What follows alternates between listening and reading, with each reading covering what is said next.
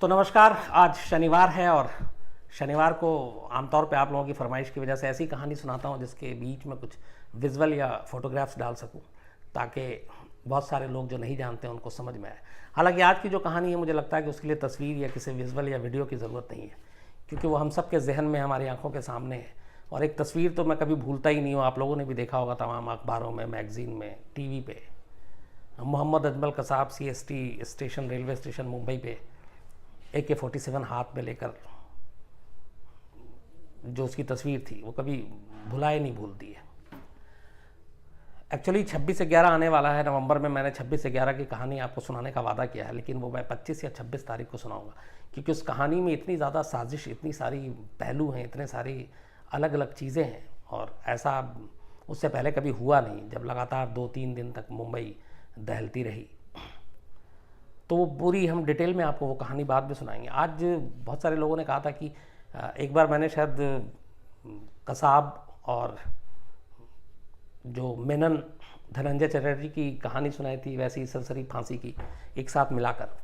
तो लोगों ने कहा था कि कसाब की कहानी जानना चाहते हैं, उसकी फांसी कैसे हुई, क्या हुई, आखिरी वक्त में क्या क्या हुआ। तो बहुत सारी उसमें डिटेल्स में जानना चाहते थे। तो मुझे लगा कि आज बेहतर मौका है, तो आज आपको मैं कसाब की कहानी सुनाता हूँ। एक मतलब बच्चे से बड़ा हुआ एक लड़का, पूरी तरह से मैं उसको ये भी नहीं कहूँगा, मोहम्मद अजमल कसाब, लाहौर के नज़दीक ओकारा एक ज़िला है, छोटा सा गांव कस्बा है, वहाँ पैदा होता है बेहद गरीब घर में। बाप जो है उसके वो रेहड़ी लगाते हैं फुटपाथ पे, और उसी से कमाई, घर में बाकी बच्चों की परवरिश। गरीबी से उठा और बचपन से ही बुरी सोहबत में भी रहा। 2005 में वो अचानक अपना घर छोड़ देता है और शहर की तरफ निकल देता है। पहले लाहौर जाता है, फिर कराची जाता है, और यूं ही भटकता रहता है, आवारागर्दी करता रहता है। ज़िंदगी में उसका कोई मकसद नहीं था, गरीबी, पढ़ाई लिखाई नहीं, पैसे नहीं। अब यहाँ से शुरू होता है एक दूसरा खेल। आम तौर पर जो आतंकवादी संगठन हैं वो ऐसे लोगों पे अपनी नज़र रखते हैं जिनका एक तो दिमाग कच्चा हो, कच्ची मिट्टी की तरह, जो आप देखते हैं ना, जो कुम्हार जो बर्तन बनाता है मिट्टी का, तो जब मिट्टी कच्ची और गीली होती है तो उसको आप कोई भी शेप दे सकते हैं। सेम ऐसे ही लोगों की तलाश होती है ऐसे आतंकवादी संगठन को जिहाद का जहर भरने के लिए, ताकि उनके दिमाग में आसानी से भरा जा सके। ऐसे कच्चे दिमाग और ऐसे लोग मेनली उनके टारगेट होते हैं। इस बात का मुझे एहसास जब अफजल गुरु का मैं इंटरव्यू कर रहा था तब हुआ था। अफजल गुरु ने अपने इंटरव्यू में कहा था कि बार बार जब पार्लियामेंट अटैक के बारे में पूछा था मैंने, कहा कि उन लोगों ने हमेशा जिहाद का जहर भरा था कि ये करोगे तो ये होगा, जन्नत मिलेगी, तमाम चीज़ें। तो इसी दौरान में चूँकि पाकिस्तान में चाहे वो लश्कर हो, जैश हो, हिजबुल मुजाहिदीन हो, ये सारे खुलेआम काम करते हैं ऑर्गेनाइजेशन, मदरसे की शक्ल में, स्कूल की शक्ल में। तो वो ऐसे लड़कों की तलाश में रहते हैं। तो वैसे ही कुछ लड़कों के ज़रिए अजमल कसाब लश्कर के संपर्क में आता है, उनके कांटेक्ट में आता है। लश्कर वाले उसको उठा के ले जाते हैं, फिर कहते हैं कि तुम अपनी ज़िंदगी बर्बाद कर रहे हो, आओ दीन के लिए कुछ करो, धर्म के लिए, मज़हब के लिए करो और जिहाद करो। तो ये जिहाद वो शब्द है जो बहुत जल्दी लोगों को भड़का देता है। हालांकि जिहाद का असली मतलब ये नहीं है किसी को मारना, किसी की जान लेना। जिहाद बहुत ही दूसरी चीज़ है। जिहाद मतलब बुराइयों से लड़ना होता है, लेकिन उसका गलत पूरा इस्तेमाल, उसका मतलब ही, माने ही बदल दिए गए। तो लश्कर के संपर्क में आता है। लश्कर धीरे धीरे उसके जहन में जिहाद का जहर भरती है, और उसके बाद उसकी ट्रेनिंग दी जाती है बाकायदा हथियारों को चलाने की, लड़ने की, मरने की, मारने की। और साथ में उससे कहा जाता है कि तुम ये सब जो करोगे तो इसके 2 फ़ायदे हैं। एक, तुम्हें जन्नत मिलेगी, जन्नत में हूरें मिलेंगी, खूबसूरत खूबसूरत परियां मिलेंगी, और यहाँ तुम्हारी जो माली हालत ख़राब है उसकी ज़िम्मेदारी हमारे, तुम्हारे बाद हम तुम्हारे घर वालों को इतने लाख रुपए देंगे और उनका ख्याल रखा जाएगा। तो फैमिली बैकग्राउंड, गरीबी, जिहाद, पैसे, हूर, जन्नत, ये सारी चीज़ें कसाब के जहन में भरी गई, और उसके बाद उसकी ट्रेनिंग शुरू होती है। उधर लश्कर और उनके जो आका थे उनके दिमाग में कुछ और खुराफात चल रहा था, उन्हें मुंबई पे हमला करना था, तो उसके लिए उनकी टीम बनानी थी। तो बहुत सारे लड़कों की ट्रेनिंग के बाद 10 लड़कों को चुना जाता है और उन 10 लड़कों में से एक कसाब था। और इनको बाकायदा, कसाब का आप इंटरव्यू भी सुना होगा आपने, सारे चैनल पे है, यूट्यूब पे है, और बाद में इन्वेस्टिगेशन में भी आया, कसाब ने खुद भी एक्सेप्ट किया कि उसे कहा गया था कि मरने के बाद आपके जिस्म से खुशबू आती है, जन्नत मिलती है, जन्नत में हूरें मिलती हैं, यहाँ माँ बाप को पैसे भी देंगे वो लोग, तो इसलिए मैंने ये सब किया। तो 10 लोगों की टीम बनती है। उसके बाद बाकी की कहानी आपको पता ही है, वो मुंबई पहुंचते हैं, मुंबई पे हमला होता है, कसाब सी स्टेशन पे अंधाधुंध गोलियां चलाता है, और अलग अलग ये कुछ जो आपके ताज होटल, ओबराय, बाकी में आतंकवादी घुसे थे जहाँ जहाँ, उसके बाद मुठभेड़ चलती रहती। 10 में से 9 आतंकवादी मारे जाते हैं। इकलौता जिंदा कसाब था जो पुलिस के हाथ में आता है, और कसाब को भी गोली लगी थी, लेकिन कसाब को मुंबई पुलिस के कुछ जाबाज लोग थे जिन्होंने कसाब को ज़िंदा पकड़ा। और ये बड़ा इम्पॉर्टेंट कैच था, क्योंकि आमतौर पे ऐसे फ़िदाइन अटैक या फ़िदाइन ऑपरेशन में आतंकवादी ये है कि लास्ट में खुद को मार लेते हैं, लेकिन कसाब के पकड़ने का एक इम्पॉर्टेंट इसलिए था कि न सिर्फ उस पूरे ऑपरेशन के बारे में उसने जानकारी दी, उसने पाकिस्तान का पोल खोला और उसने बताया कि कौन कौन लोग थे, क्या क्या था, कैसे तैयार की। तो हमारी एजेंसी के लिए उसके ज़रिए दी गई जानकारी बड़ी कीमती थी। तो खैर कसाब ज़िंदा पकड़ा जाता है। उसके बाद कसाब अपना जुर्म भी कबूल कर लेता है, हालांकि पाकिस्तान लगातार मना करता रहा। उसने कहा हाँ, साजिश हमारी ज़मीन पे कुछ रची गई थी, लेकिन बाकी का कोई मतलब नहीं। उसने तो कसाब को पाकिस्तानी मानने से भी इनकार कर दिया, जबकि Pakistani TV channel, Pakistani media ने उस वक्त बड़ा अच्छा काम किया था। वो कसाब के गांव तक पहुंच गए और कसाब के फैमिली को ढूंढ लिया, और उन्होंने कसाब का पाकिस्तान से रिश्ता जो है वो इस्टेब्लिश भी कर दिया था। लेकिन पाकिस्तानी गवर्नमेंट ने इस चीज़ को कभी ऑफिशियल माना नहीं। तो खैर कसाब की गिरफ्तारी के बाद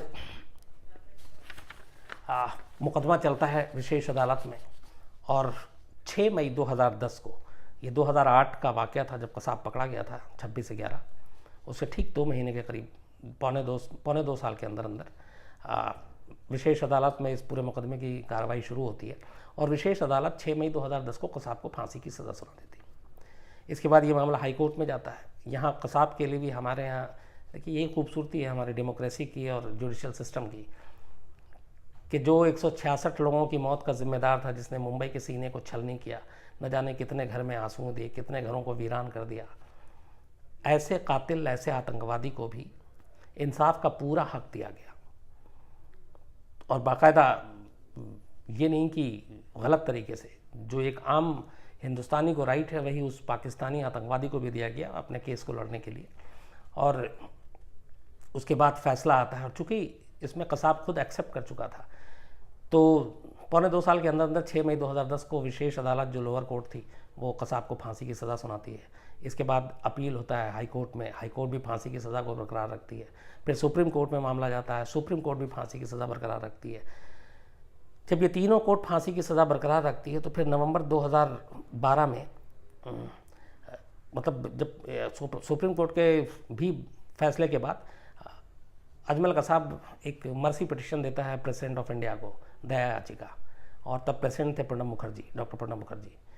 तो उनके पास वो दया याचिका जाती है, लेकिन 5 नवंबर 2012 को Pranab Mukherjee, president of India, उसकी मर्सी पिटिशन को खारिज कर देते हैं, उसको रहम देने से मना कर देते हैं।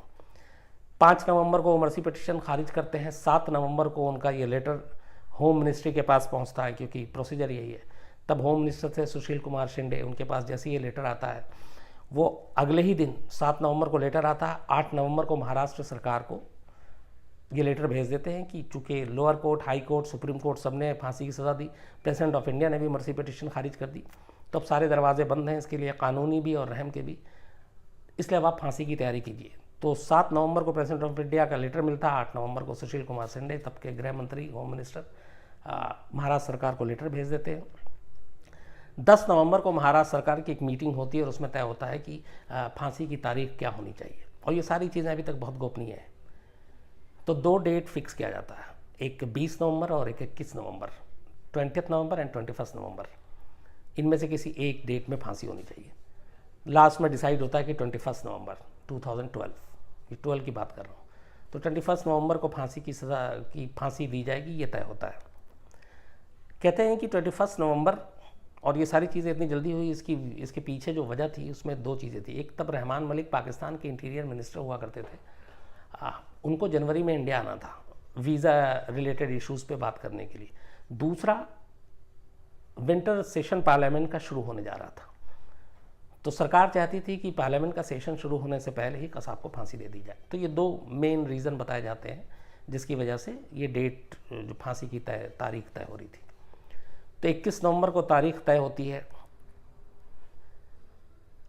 इसके बाद पहली बार नवंबर 12 नवंबर को, चूँकि 10 नवंबर को तारीख तय कर दी गई कि 21 नवंबर को दी जाएगी, इसके बाद 2 दिन के बाद 12 नवंबर 2012 को पहली बार कसाब को मुंबई के आर्थर रोड जेल में ये बताया जाता है कि तुम्हारा मर्सी पिटिशन खारिज हो गया है और अब तुम्हारे पास कोई दरवाज़ा नहीं है, अब तुम्हारे लिए सिर्फ मौत है, फांसी होगी। उसको बताया जाता है। उससे पूछा जाता है कि तुम्हारी कोई ख्वाहिश हो तो बताओ। तो कहता हाँ, मैं अपनी माँ से, अपनी अम्मी से बात करना चाहता हूँ। तो महाराष्ट्र सरकार ये सेंट्रल गवर्नमेंट को उसकी ख्वाहिश बताती है। तो यहाँ एक्सटर्नल अफेयर्स मिनिस्ट्री, जो विदेश मंत्रालय है, और बाकी मिनिस्ट्री बैठ के तय करती है कि क्या किया जाए, क्योंकि कानून के हिसाब से आखिरी ख्वाहिश पूरी करनी ज़रूरी है। तो ये डिसाइड होता है कि नहीं, अभी नहीं बात कराएंगे और अभी बताएंगे भी नहीं। 48 घंटे पहले कसाब की आखिरी ख्वाहिश को पाकिस्तान सरकार को बताया जाएगा और उसके बाद उसकी फ़ोन पे माँ से बात कराई जाएगी, लेकिन 48 घंटे पहले। और अभी ये बात कसाब को जो बताई गई थी वो बताई गई थी 12 नवंबर को। तो फिर ये होता है कि ठीक है, अब तारीख नज़दीक आती जा रही है। 12 तारीख को कसाब को पता चल चुका है कि वो मरने वाला है। उसके बाद से उसका बिहेवियर बिल्कुल चेंज होता है, क्योंकि शुरू में कसाब को ये गलतफहमी थी कि हिंदुस्तानी कानून और यहाँ के वो चीज़ें, उसमें अभी वक्त लगेगा, टाइम लगेगा और शायद कुछ ऐसा भी हो जाए कि फांसी टल भी जाए। तो इन सारी चीज़ों में जी रहा था गलतफहमी में। लेकिन जब 12 तारीख को, 12 नवंबर को उसको पता चला, तो जाहिर सी बात है, जिसे ये पता चल जाए कि मौत नज़दीकी है, और मरना वैसे सभी को होता है, लेकिन अगर किसी को अपना डेट और टाइम पता चल जाए तो उस डेट तक आने से पहले की जो ज़िंदगी होती है वो बड़ी मुश्किल हो जाएगी। मतलब मैं खुद ही सोचता हूँ कि हम सबको अगर हमारी मौत की तारीख पता चल जाए तो शायद जीना मुश्किल हो जाएगा। जबकि ये भी सच है कि हम सब जानते हैं कि मरना है, लेकिन इसीलिए ऊपर वाले ने कुछ चीज़ें अच्छी की हैं। तो खैर धीरे धीरे वक्त बीतता है। 12 नवंबर को पता चल जाता है कसाब को। उसके बाद अब 19 नवंबर की तारीख आती है, एक हफ्ते बाद। तब तक महाराष्ट्र सरकार बहुत ही खुफिया तरीके से सारी तैयारी कर रही थी। किसी को कानो कान खबर नहीं, मीडिया से लेके पुलिस, मिनिस्ट्री, किसी को नहीं, सिर्फ गिने चुने लोगों को। 19 तारीख को एक 17 लोगों की टीम बनाई जाती है जो इस पूरी फांसी को बेहद गोपनीय रखते हुए, सीक्रेट रखते हुए और कसाब को फांसी देंगे। और 19 लोगों की टीम बनाई जाती है। उन 19 लोगों की जो टीम थी उसमें जो मेन रोल प्ले कर रहे थे देवेन भारती, माफ़ कीजिएगा, इनको बनाया गया कसाब की फांसी का इंचार्ज।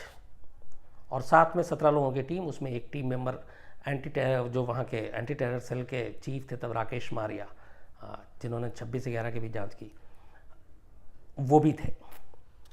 इन 17 लोगों को जो बताया गया, इन सिर्फ 17 लोगों को कि ऐसे ऐसे एक ऑपरेशन करना है, और इनमें से भी 2-3 लोगों को सिर्फ पता था कि कसाब को फांसी दी जानी है, जिसके लिए हम लोग तैयार हैं। देवेन भारती के अलावा बाकी तमाम लोगों को 19 तारीख को पहली बार ये बताया गया, और 19 तारीख को ही देवेन भारती को छोड़ के तमाम अफसरों के मोबाइल फ़ोन जो है वो रख लिए गए कि अब अगले 2 दिन तक आपके पास कोई सेल फ़ोन नहीं होगा। आप अपनी फैमिली से, दोस्तों से, अपने डिपार्टमेंट से, कुलीग से आप बिल्कुल संपर्क में नहीं रहेंगे। इतनी ज़्यादा सीक्रेसी थी। तो देवेन भारती के लीडरशिप में कसाब को फांसी देने की पूरी एक ब्लूप्रिंट तैयार होता है। तब कसाब आर्थर रोड जेल में था, मुंबई के। 19 तारीख की रात को प्रिजनर वैन में, जो कैदियों को जो वैन ले जाया जाता है, उसमें 2 कैदियों को बिठाया जाता है, इसलिए कि किसी को ये पता नहीं चले कि क्या हो रहा है। और उस बुलेट प्रूफ वैन में ITBP, Indian Tibet police force जो अपनी है, उनके जवान की निगरानी में, बाकी खुफिया एजेंसियां थी उनकी निगरानी में, आर्थर रोड जेल से बाई रोड काफ़िला निकलता है बहुत ही खामोशी के साथ।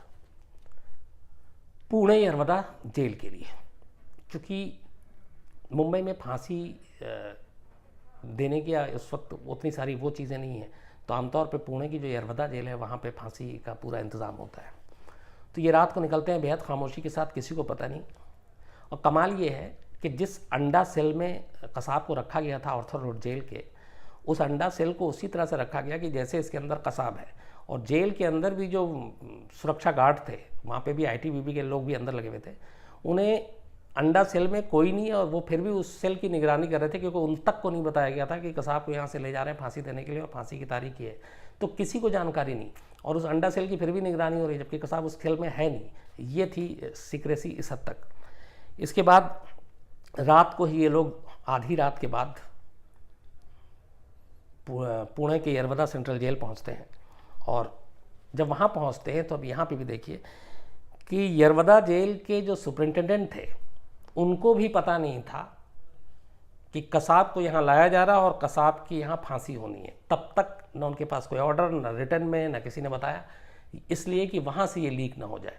उन्हें भी पता नहीं। जब रात को ये पूरी टीम पहुँचती है, उसके बाद सुपरिंटेंडेंट को उठाया जाता है, बुलाया जाता है, तब पहली बार बताया जाता है और फिर सुपरिंटेंडेंट को भी उसमें ये शामिल किया जाता है कि अब आप भी ना अपनी फैमिली से बात करेंगे, ना बाकी को बताएंगे, क्या होने जा रहा आपको भी कुछ पता नहीं है।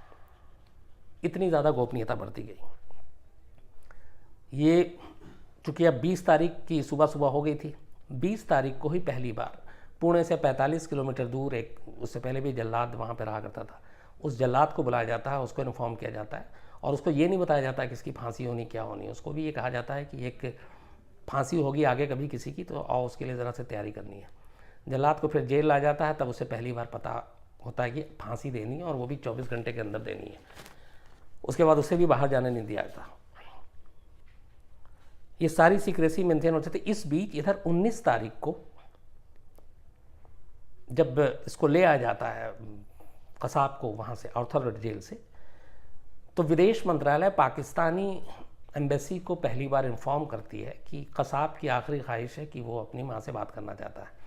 लेकिन पाकिस्तानी एम्बेसी उसका रिस्पांस नहीं करती है, ना बात कराती है और ना उसको जवाब देती है। तो ये वेट करते हैं, फैक्स भी करती है अपनी विदेश मंत्रालय, फॉरेन मिनिस्ट्री, लेकिन उसका भी कोई रिप्लाई नहीं आता है। तो उसका रिप्लाई नहीं आता है, इधर फांसी की तैयारी शुरू हो चुकी थी। इस दौरान जब आर्थर रोड जेल से पहली बार 19 तारीख की रात को कसाब को निकाला गया, तो कसाब को भी अंदाज़ा नहीं था कि, उसे लगा था कि अभी कुछ और इसमें कानूनी अड़चन, क्योंकि वो बार बार वकील और इनके बारे में बात कर रहा था, मर्सी पिटीशन खारिज हो जाएगी, रहम की अपील उसके बाद भी, और कई होता है दोबारा भी डालते हैं। लेकिन जब आर्थर रोड जेल से उसको 19 तारीख की रात को निकाला गया, तब उसको एहसास हो गया था कि अब उसकी मौत तय है, यकीनी है और अब कभी भी हो सकती है। वहाँ से वो और ज़्यादा घबराना शुरू हुआ और इसलिए उसका ज़्यादा ख्याल रखा गया कि कहीं ये, क्योंकि मौत से बचने के लिए आदमी किसी हद तक जा सकता है, तो ये वायलेंट ना हो जाए, बाकी कुछ ना हो। तो कड़ी निगरानी में, हर वक्त चौकसी में, लोगों के नज़रों के सामने उसको बहुत मुश्किल से लाया गया, फिर वहाँ रखा गया और वो लगातार, अब उसकी पूरी बॉडी लैंग्वेज सब कुछ बदल चुकी थी। 20 तारीख को अब वहाँ पे जो महाराष्ट्र के उस वक्त होम मिनिस्टर थे आर पाटिल, सेंट्रल में सुशील कुमार शिंदे, ये 17 कमेटी के लोग जो थे देवेंद्र भारती की अगुवाई में, यरवदा जेल के सुपरिंटेंडेंट, इसके बाद शामिल किया जाता है वहाँ एक डॉक्टर को बुलाया जाता है वो, इनके अलावा बाकी दुनिया में बाहर उस यरवदा जेल के किसी को कोई भनक नहीं थी कि क्या होना जा रहा था। जाहिर सी बात है, प्राइम मिनिस्टर ऑफ इंडिया उस वक्त मनमोहन सिंह थे, उन्हें जानकारी थी, सोनिया गांधी को जानकारी थी, राहुल गांधी को थी, लेकिन बस जिन जिन लोगों को ज़रूरत थी उसके अलावा किसी को जानकारी नहीं थी। 21 नवंबर की सुबह 7:36 पे पुणे की यरवदा जेल में कसाब को फांसी दी जाती है। उस पूरी रात कसाब सोया नहीं। उस पूरी रात कसाब से फिर पूछा गया था आपकी आखिरी ख्वाहिश, उसने कहा अम्मी से बात करनी है, लेकिन वो बात, चूँकि उनको बताया गया कि पाकिस्तान में मैसेज दिया गया है, नंबर भी दिया गया है, इस नंबर पे फ़ोन पे बात हो सकती है, लेकिन वहाँ से कोई रिस्पांस नहीं आया। पाकिस्तान की भी मजबूरी थी, वो बात कराने का मतलब था ये लिंक इस्टेब्लिश करना कि कसाब पाकिस्तानी है, पाकिस्तान सरकार की पोल खुल जाती, तो जाहिर है वो ऐसा काम नहीं कर सकता था। उसके बाद सुबह कसाब को जब ले जाया जा रहा था, वो रात से ही बहुत ही घबराया हुआ था, वो अपने पैर पे चल भी नहीं पा रहा था। तो जो सिक्योरिटी गार्ड थे, जो जेल के स्टाफ थे, वो दोनों कंधों के उसके हाथ के अंदर हाथ डालकर उसको लगभग पैर लड़खड़ा रहे थे, घसीटते हुए एक तरह से फांसी के तख्ते तक ले जाते हैं। फांसी के तख्ते पे चढ़ने से पहले जो जेल के अंदर से खबर आई और जो लोग वहाँ शामिल थे उन्होंने बाद में बताया भी, उसमें से एक चीज़ थी कि जो कसाब ने मरने से पहले कहा था, और बल्कि जब वो उसको कमरे से लेके जा रहे थे उस दौरान उसने कई बार कहा, और मौत से पहले भी उसने कई बार कहा, वो जो उसकी लाइन थी वो ये थी कि अल्लाह कसम ऐसी गलती दोबारा नहीं होगी, अल्लाह मुझे माफ़ करे। तो ये उसकी लाइन थी कि अल्लाह कसम ऐसी गलती दोबारा नहीं होगी और अल्लाह मुझे माफ़ करे। ये उसने मरने से पहले कहा, सेल से वहाँ तक पहुँचते हुए कहा, और कई बार कहा। 7:36 21 नवंबर 2012 को पुणे की यरवदा जेल में इस तरह से कसाब की फांसी हुई। थोड़ी देर के बाद डॉक्टर ने डिक्लेयर कर दिया, उसका डेथ सर्टिफिकेट बना। फिर पाकिस्तान से कहा गया कि इसको फांसी हो गई है और अगर उसकी फैमिली वाले इसकी बॉडी लेना चाहें तो हम इस बॉडी को पाकिस्तान भेजेंगे। लेकिन पाकिस्तान जो फ़ोन पे ही उसकी माँ से बात नहीं करा पाया, जो आखिरी ख्वाहिश थी, बॉडी सवाल ही नहीं था। ये हम इंडियन गवर्नमेंट को ही पता था कि क्लेम नहीं आएगा, इसलिए कि क्लेम का मतलब है आप एक्सेप्ट करते हो कि ये पाकिस्तानी है और मुंबई अटैक में पाकिस्तान का हाथ है, तो वो सारी चीज़ें आ जाती बीच में। तो ये पहले से मालूम था, इसीलिए पुणे के ही यरवदा जेल के अंदर एक गुमनाम जगह पे कब्र खोदी गई, बाकायदा इस्लामिक रीति रिवाज से मौलाना भी बुलाया गया, और जिस तरीके से एक दफनाया जाता है एक मुस्लिम में किसी मुर्दे को, वही सारी चीज़ें कसाब के साथ की गई, जबकि उसने बहुत बड़ा ज़ख्म दिया था हिंदुस्तान को। लेकिन मौत से पहले उसकी कानूनी जो हक़ थे सारे वो दिए गए, मौत के बाद जो एक तरह से इस्लामिक रीति रिवाज से दफनाना चाहिए वो भी किया गया, और वो वहीं पे पुणे की यरवदा जेल में उसको एक गुमनाम जगह पे दफना दिया गया। और इस बात को अब ये 12 था 6 साल हो गए, पाकिस्तान ने हालांकि आज तक माना ही नहीं कि कसाब हमारा पाकिस्तानी था, 26 अटक में हमारा हाथ था। सिर्फ इतना कहता है कि हाँ, इस साजिश की कुछ चीज़ें पाकिस्तान की सरजमीन पे बुनी गई थी, लेकिन इसमें हम लोगों का हाथ नहीं, और कसाब को तो खैर कभी पाकिस्तानी माना नहीं। तो ये पूरी कसाब की कहानी थी। बस इस पूरी कहानी में मुझे जो एक चीज़ लगती है, चूँकि मैं लगातार कसाब के इंटरव्यू, कसाब के जिन लोगों ने इंट्रोगेट किया उनसे भी बहुत बात की, राकेश मारिया साहब से बात हुई, जो और अफसर थे उनसे बात हुई उस वक्त तक, और फिर मैं उसको रिलेट करता हूँ अफजल गुरु की उस लाइन से जो कहता है कि कैसे हम बहकावे में आ जाते हैं, क्योंकि एक चीज़ को जब बार बार कहा जाता है कि ये जिहाद है, ये जिहाद है, ये जिहाद है, इससे जन्नत मिलेगी, होरें मिलेंगी, और फिर मैंने वही कहा कि एक कच्चा दिमाग और उसमें ये चीज़ें भरना, तो वो कैसे एक ख़तरनाक हथियार के तौर पे काम करता है। आखिर तक कसाब को यही था कि उसे शायद जन्नत में जाएगा, हूरें मिलेंगी, लेकिन कहते हैं कि जब वो 2008 में पकड़ा गया और 12 में उसको फांसी हुई 4 साल, तो उसके शुरू के 6-7 महीने के बाद ही इस बात का एहसास हो गया था कि उसे गलत उसके जहन में जिहाद का मतलब भरा गया था, और उसे मालूम था कि उसने क्या किया है, उसे अपनी गलती का भी एहसास हुआ था, और वो कहता था उन अफसरों से कि मुझसे गलती हो गई और मैं ऐसे बहकावे में आ गया। लेकिन बात यहाँ पे सिर्फ कसाब की नहीं है, आज तो कसाब की कहानी ख़त्म हो गई, कसाब ने जो किया उसका इंसाफ भी हो चुका उसके साथ, लेकिन आज भी कसाब जैसे ना जाने कितने लोग हैं जिनके जहन में इसी तरीके से जिहाद के नाम पर, इस्लाम के नाम पर पता नहीं क्या क्या जहर भरा जा रहा है, बोया जा रहा है, और ये बड़ी ख़तरनाक चीज़ है। दुआ यही है कि इस तरह की चीज़ें आगे ना हो, और हर मुल्क, हर लोग जो उनका हक़ है खुशी खुशी जीने का, आज़ादी से जीने का, एक जो वायलेंस है, खून खराबा है, उससे हटकर जीने का, तो ऐसा हो। लेकिन ये थी पूरी कहानी कसाब की, और कसाब के ख़ास तौर पे मौत से 48 घंटे पहले की जो पूरी प्लानिंग, कैसे क्या हुआ था। आप अपने राय, अपनी शिकायतें और इस बारे में और कोई जानकारी हमें ज़रूर बताइएगा। और संडे है कल, तो संडे एंजॉय कीजिए। मंडे आपसे मुलाकात होगी एक नई कहानी के साथ। तब तक थैंक यू वेरी मच, अपना ख्याल रखिएगा।